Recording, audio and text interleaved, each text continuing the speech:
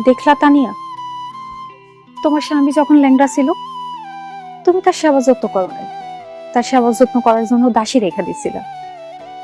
তুমি যদি সেই সময় তার সেবা যত্ন করতা, তারে রান্না বান্না করে খাওয়াইতা, সে কি অসুস্থ থাকতো? সে আজকে সুস্থ হওয়ার পর তুমি তার সাথে সুখে শান্তিতে সংসার করতে পারতো। আজকে তোমার এই কুল ও কুল দুই কুলি হারাইলা।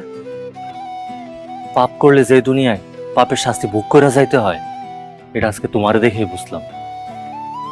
তুমি যে আমার সাথে অন্যায় করছো, আমার অবহেলা করছো, এসব চিন্তা করে আমি অনেক কষ্ট পাইছি। কিন্তু আজকে তুমি যে তোমার পাপের শাস্তি পাইছো, এটা নিজের চোখে দেখা আমার আর কষ্ট লাগতেছে না। যখন সময় ছিল তুমি তোমার নিজের স্বামীর সেবা যত্ন করো নাই, স্বামীর বাড়িতে কাজ করো নাই, কিন্তু আজকে দেখো, আজকে তুমি দাসী হইয়া আরেকজনের বাড়িতে কাজ করতেছো। আরে আমার বাড়িতে যখন ছিলা তখন তো তুমি আমার বউ হইয়া সসম্মান ওই বাড়িতে কাজ করতা।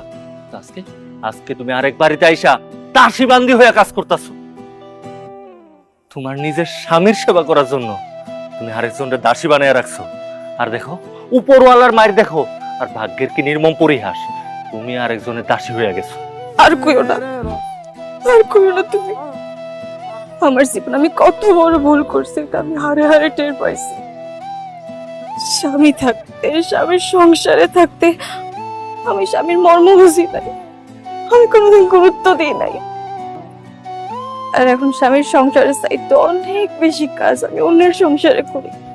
আর এখানে না আছে সম্মান, না আছে কোন মর্যাদা।